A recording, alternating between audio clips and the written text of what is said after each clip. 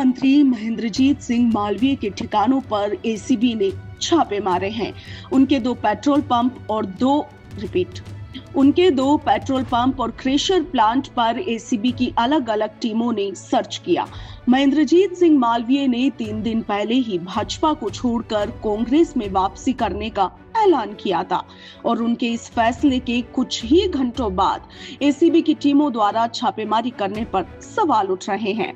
हालांकि एसीबी जांच कर सकती है, मगर अब टाइमिंग को लेकर सवाल उठ रहे हैं कि 2 साल पहले जब वे भाजपा में शामिल हुए तब से लेकर अभी तक कोई कार्रवाई नहीं की और कांग्रेस में वापसी के ऐलान के तुरंत बाद ही एसीबी को ऐसा क्या नजर आ गया जिसकी वजह से छापेमारी की गई है।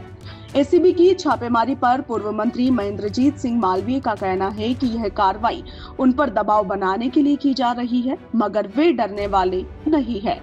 मालवीय ने कहा कि petrol pump meter to meter चलते हैं, जो कमीशन मिलता है उसका भुगतान भी चेक से होता है।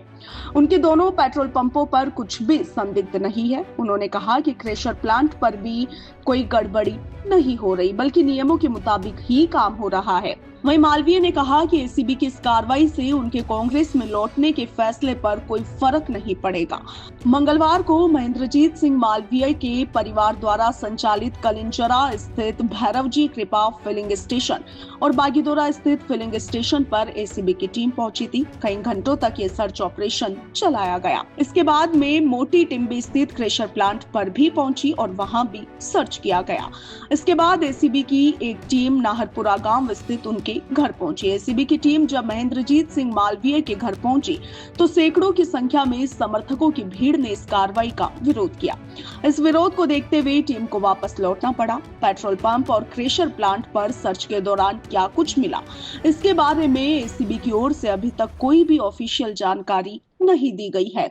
एडिशनल एसपी ऋषिकेश मीणा ने इतना ही कहा कि गोपनीय शिकायत मिली थी, जिसके आधार पर हम जांच करने पहुंचे थे।